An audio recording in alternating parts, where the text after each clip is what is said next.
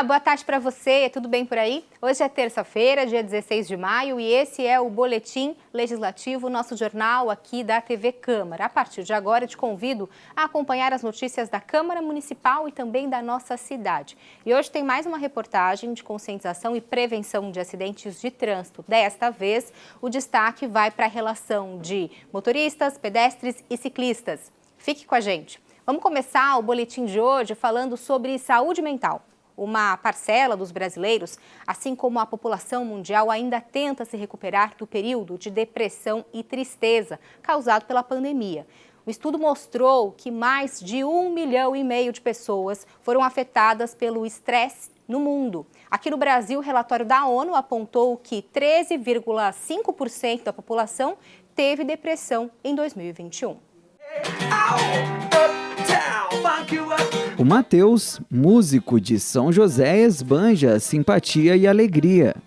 É aqui onde se prepara para as apresentações, no estúdio de casa para os palcos. Aliás, com essa mesma música, o artista chegou a empolgar uma plateia em um reality show transmitido em rede nacional. Mas por trás desse sorrisão aí tem um bastidor que a maioria não sabe. Matheus trata depressão que surgiu na vida dele durante a pandemia.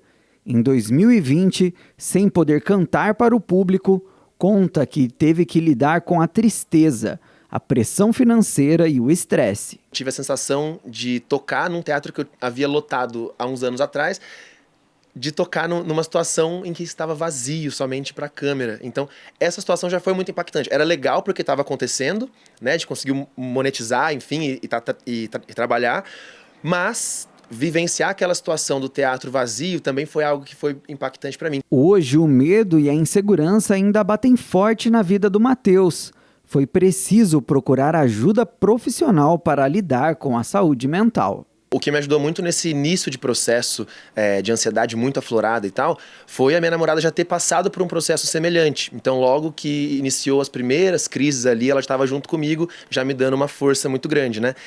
Depois eu comecei a psicóloga e faço até hoje, super recomendo, não só para quem está numa situação de estresse muito grande, mas para todo mundo, né? Autoconhecimento é tudo. Então, você se conhece, você aprende a lidar com as situações. Então, estando numa situação de estresse ou todas as situações da sua vida, assim, é muito legal ter alguém que você pode conversar, alguém que pode te instruir a seguir o melhor caminho.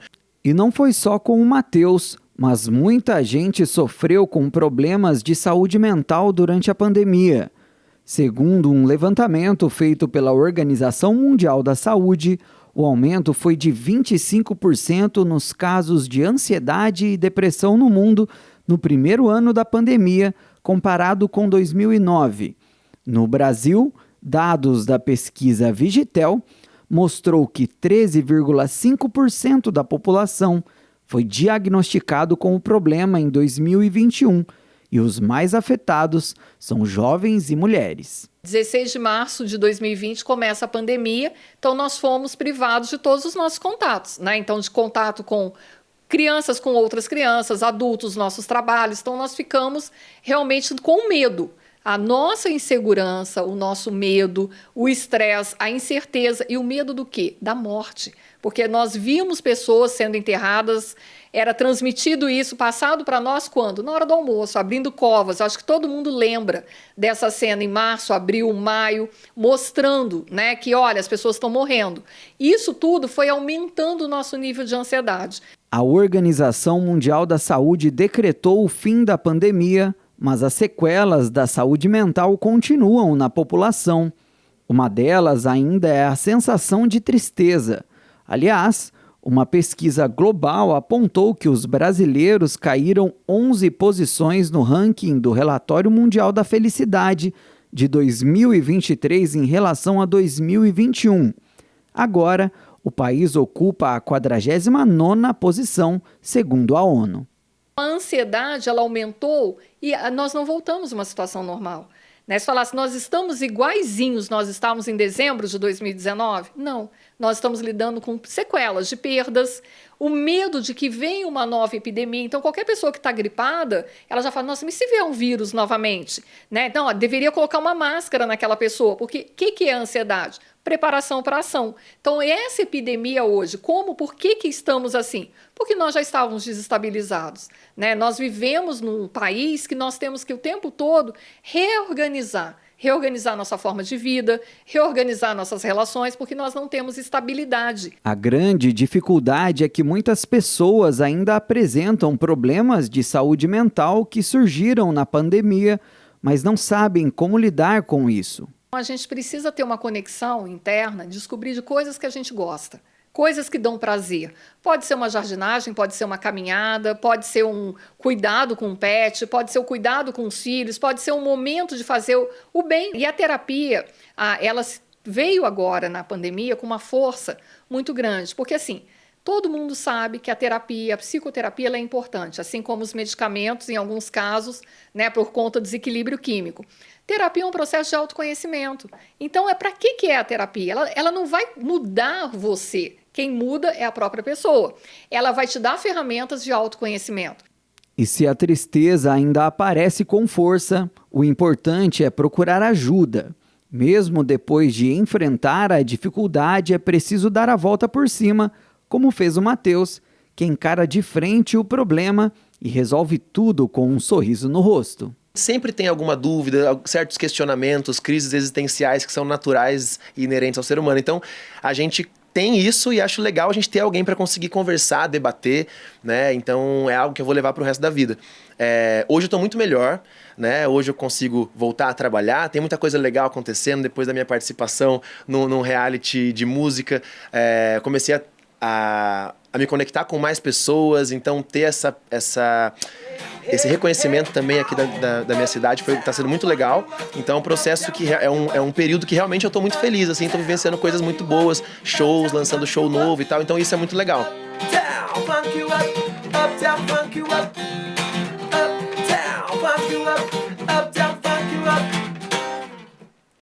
E o Procon de São José registrou um aumento no número de reclamações relacionadas ao direito do consumidor nos primeiros 3 meses deste ano, em relação ao mesmo período de 2022. E as instituições financeiras continuam na liderança dos casos, viu? O repórter Bruno Castilho tem mais detalhes dos números e, inclusive, te ajuda a saber como registrar uma reclamação no órgão.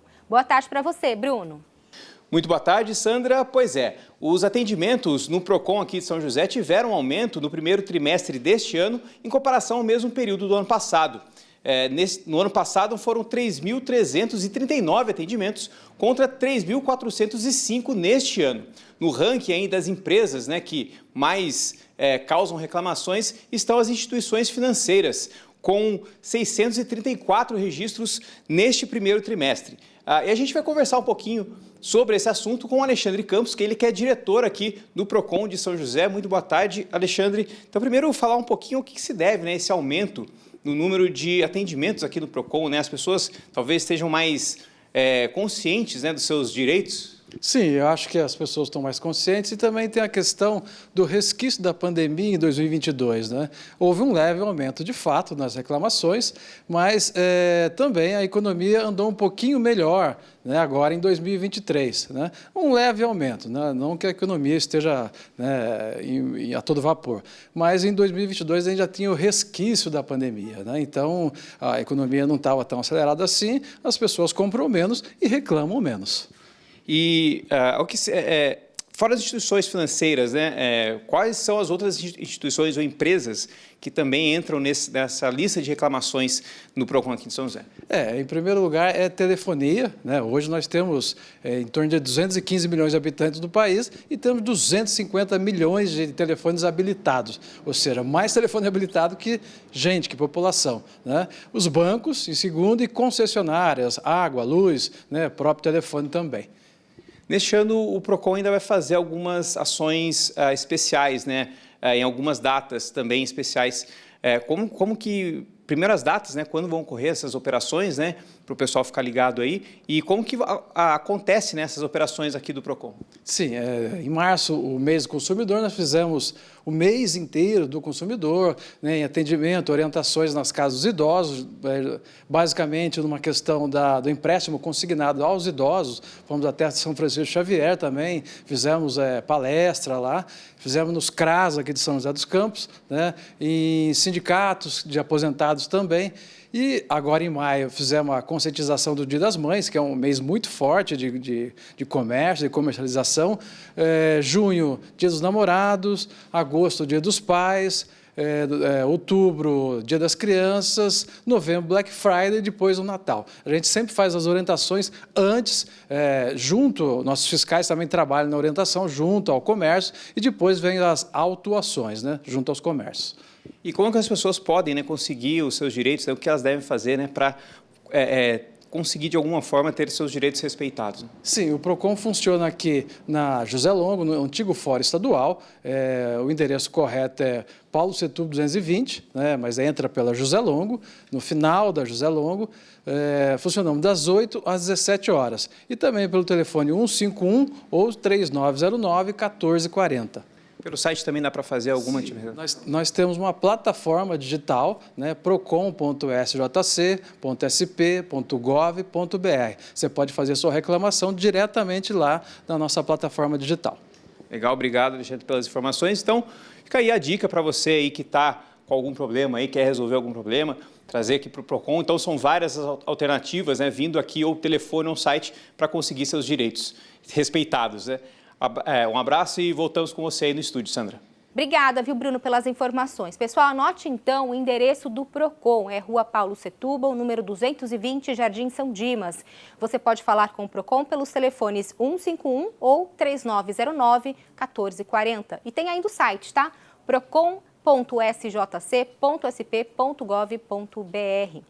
E aqui no Boletim a gente fala agora sobre este mês, que é o Maio Amarelo, né, de conscientização e prevenção contra acidentes no trânsito. Na reportagem de hoje, o assunto é carros, ciclistas e pedestres, que muitas vezes dividem o mesmo espaço nas ruas e, em alguns casos, essa relação não acaba bem, né? E você sabe muito bem que cada um tem direitos e deveres que devem ser respeitados. E aqui na Câmara Municipal também tem projetos de lei voltados para garantir um trânsito mais seguro. Semáforo, faixa de pedestre, carros, motos, placas. O motorista tem que prestar atenção em tudo ao mesmo tempo. Às vezes, alguém acaba cometendo um deslize. O pedestre respeita o motorista? Eu acho que não. Acho que o pedestre está muito folgado em si, viu? A minha opinião é essa. Acho que tem que ser recíproco. A gente respeita, para na faixa, mas eles também têm que ajudar a gente. Às vezes tá passando, passa naquela lerdeza, né? Então... acho que tem que ser recíproco, um respeitando o outro aí funciona. Às vezes dá algum contratempo, mas a gente sempre procura andar em certo assim, para não ter problema com eles. E a gente respeita, eles respeitam a faixa, então nós vamos tudo certo. Por outro lado, entre os pedestres, a insatisfação se repete. Muita gente pede mais moderação dos condutores. Sobre o motorista não respeita o pedestre. Mas também o pedestre também não respeita o motorista. Então, é de ambas partes. Tem que prestar atenção, né? Tanto o motorista quanto os pedestres, né? O motorista não respeita e o pedestre também não. Discute ambas as partes. Os números de vítimas de acidentes preocupam as autoridades. Segundo dados do Infociga, o Sistema de Informações Gerenciais de Acidentes de Trânsito no estado de São Paulo, só no ano passado foram mais de 5.000 ocorrências em que pelo menos uma morte foi registrada. O índice é 13,8% maior que o constatado em 2021. Se tratando somente dos ciclistas, os dados também impressionam. No ano passado, mais de 300 pessoas morreram em acidentes com bicicletas. Para a Polícia Militar, é preciso ter mais atenção com as normas de circulação. Nós procuramos trabalhar a questão do convívio social no trânsito, ou seja, motorista, condutor, veículo automotor andar na sua faixa de rolamento, o pedestre também respeitar a faixa que a ele compete, que é a calçada, a área de passeio. Ciclistas, priorizar, transitar na ciclofaixa, na ciclovia, evitar de um fugir e entrar na faixa do outro. Para quê? Para a gente não ter acidentes ou incidentes no trânsito que possam vir a trazer traumas, acidentes e lesionar as pessoas, né? Porque, infelizmente, nós sabemos que ciclistas, motociclistas, quando da imprudência, eles acabam sendo mais prejudicados numa colisão, trazendo traumas, lesões que podem ser aí, permanentes. Para reforçar a necessidade dessa mudança de comportamento, acontece a campanha Maio Amarelo, voltada para a conscientização no trânsito. Até o fim do mês, serão mais de 100 ações espalhadas pela cidade. O Maio Amarelo, ele visa a abordagem a todos os usuários, seja ele veículos automotores, elétricos, de propulsão humana, que são as bicicletas, ou até mesmo os pedestres. O foco do Maio Amarelo nesse ano, tanto que a temática é no trânsito, escolha a vida. A finalidade do Maio Amarelo é redução de acidentes, redução de mortes e conscientização da população, que acaba sendo um pouco privada ou não tem muita informação relacionada à parte de trânsito, que sofre alterações constantes. A legislação vem sofrendo mudanças e muitas vezes a população não é cientificada, não toma conhecimento das mudanças. E a finalidade do Maio Amarelo é levar um conhecimento maior, abranger um maior número de pessoas possível para a questão da conscientização no trânsito e a questão de trabalhar bastante a cortesia, que é a questão de educação e cada um respeitar o seu espaço e o maior sempre preservar e respeitar o menor. E não tem lugar melhor para aprender do que na escola, né? Mas por aqui, nada de sala de aula. A campanha Maio Amarelo chega para as crianças de forma bem lúdica e divertida, mostrando que a educação no trânsito não tem idade, não é, gente? O objetivo aqui é entender a relação entre automóveis e pedestres. O Cauã teve um papel importante. Hoje ele foi o carro. Passar sobre a rua sem atropelar os pedestres. E foi fácil? Foi. É muito legal. No começo você acha que é diferente, mas no final é muito legal. As brincadeiras serão realizadas em várias escolas infantis, sempre levando diversão e educação com os agentes de trânsito. Hoje eu aprendi que quando a gente for atravessar, a gente precisa levantar as mãos para o carro parar e olhar para os dois lados para atravessar. Além de ter o lado de conscientização, né, que é bastante importante, eles acabam se preparando para o futuro. Então, quando termina uma ação dessa, normalmente a gente vem fazer a ação na porta da escola. Uma outra equipe de agentes. A gente percebe já que existe a preocupação de utilizar a faixa de pedestre, os próprios alunos cobram dos pais para não parar nas vagas preparadas para o transporte escolar, para pessoas com necessidades especiais. Enfim, a gente sempre procura, focando na educação, conscientizar eles da importância de respeitar a sinalização e as leis de trânsito. No fim, eles foram reconhecidos como agentes de trânsito mirins e receberam uma caderneta de multas, assumindo a responsabilidade de trabalhar por um trânsito mais seguro. E agora, hein? O que você vai fazer com esse talão? Eu vou multar quem está fazendo coisa errada. Para o presidente da Comissão de Planejamento Urbano, Obras e Transportes, o vereador Lino Bispo, a conscientização é essencial para um trânsito mais harmônico. Mas cada cidadão também deve colaborar no dia a dia. É a gente se educar para que a gente erre menos no trânsito e a gente colabore mais com a segurança, né? Existem cidades por aí, tipo Gramado, por exemplo, não tem semáforo. As pessoas, o pedestre botou o pé na faixa, o motorista está parando. Então, a gente teria que ter essa observância. Assim como eu era pedestre lá, eu tenho que hoje, dirigindo aqui, eu tenho que olhar o pedestre como alguém que é prioritário. E eu tenho que ter esse cuidado. Eu acho que se todos nós colaborar, todos nós também chamar a atenção das pessoas que a gente conhece, né, eu tenho certeza que será bom para todo mundo e a gente terá um trânsito com certeza mais seguro. Vamos fazer uma pausa agora nas notícias para a prestação de serviço no boletim de hoje. Você está precisando de emprego? Então essa é a hora, tá? De conferir as oportunidades no PAT de São José. Boa sorte para você. O PAT, Posto de Atendimento ao Trabalhador de São José dos Campos, tem oportunidades de emprego para adesivador, ajudante de mecânico, ajudante de padeiro, apontador, artífice civil, assistente administrativo, atendente de lanchonete, atendente de restaurante, auxiliar de escritório, auxiliar de manutenção, banhista tosador, caldeireiro, caldeireiro montador, confeiteiro, coordenador de atendimento 2, corretor de imóveis, cozinheira, diarista, eletricista de manutenção, limpador de vidros, mecânico de manutenção industrial, montador de estruturas metálicas, motorista carreteiro, motorista lubrificador, operador de escavadeira, operador de loja, operador de rolo, operador de telemarketing, padeiro, produtor de comunicação visual, professor de jardim de infância, serralheiro,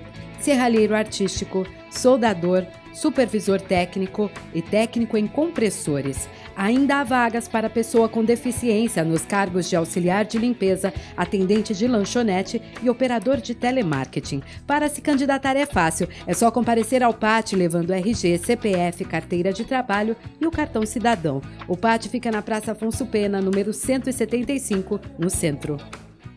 E ainda sobre prestação de serviços, continuam abertas as inscrições para interessados em fazer parte do programa de voluntariado do projeto Decolar da Prefeitura. Tem oportunidades em várias áreas, viu, pessoal? Cívica, cultural, científica, recreativa, assistência social. E os colaboradores compartilham a experiência com os alunos, o que contribui muito aí para a formação, né? O repórter Marvin Pinho tem as informações para a gente. Boa tarde para você, Marvin. Sandra, boa tarde para você, boa tarde a todos que nos acompanham. O programa Decolar já teve o seu edital lançado e as pessoas que têm interesse já podem se candidatar aí como voluntárias.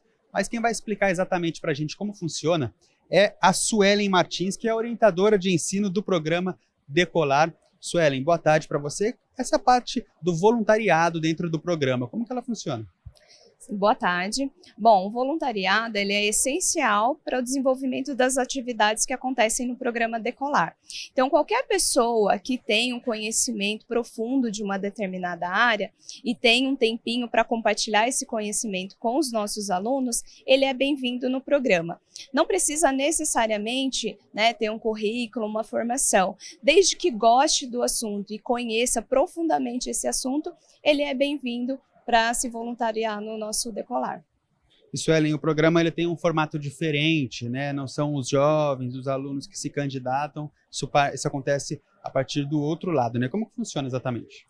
Sim, o processo de identificação dessas crianças acontece desde os anos iniciais, desde o segundo ano. Então, os professores, eles vão observando essas características das crianças que mais se despontam, esses destaques, e em que áreas eles têm se destacado. E aí, então, a gente fecha a identificação no final do quinto ano. A partir do sexto ano, essas crianças começam a receber uma intervenção educativa. Então, do sexto ao nono ano, ele vai ser acompanhado pelo programa Decolar, através dessas atividades que acontecerão no contraturno. E quais são as áreas do conhecimento, as oficinas que fazem parte do programa? Bom, elas são as mais diversificadas possíveis, porque elas partem do interesse das crianças. Então, a gente tem atividades lá de programação, robótica, física, pintura em tela, circo, moda, italiano, as mais diferentes línguas. Então, tudo aquilo que o aluno traz de interesse para nós vamos buscar esses profissionais, essas pessoas capacitadas para desenvolver essas potencialidades. Perfeito. Obrigado, Suelen. Então é isso, Sandra, uma oportunidade para quem tem esse interesse, gosta de passar conhecimento, principalmente, o edital fica aberto durante todo o ano, disponível aí no site da Prefeitura. Volto com você, Sandra. Obrigada, viu, Marvin, pelas suas informações. E olha, para participar como colaborador do projeto Decolar, é preciso ter mais de 18 anos e fazer o cadastro no site da Prefeitura, tá? Anote aí que é o www.sjc.sp.gov.br. E antes do jornal acabar, vamos conferir a previsão do tempo para esta terça ainda e também para amanhã, quarta-feira. Programe-se com as informações que separamos para você. O sol aparece escondido entre nuvens nesta terça-feira. Há pouca possibilidade de chuva e a sensação de frio deve permanecer durante esta tarde. A máxima é de 24 graus e a mínima de 11. Para quarta-feira também há pouca chance de chuva. O dia promete ser de sol com algumas nuvens e, a exemplo do que aconteceu hoje, muito nevoeiro ao amanhecer. A máxima é de 22 graus e a mínima é de 14.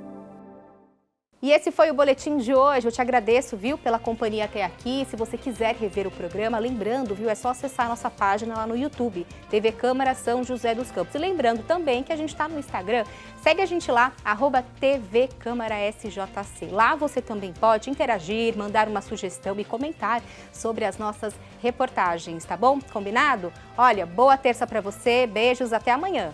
Tchau!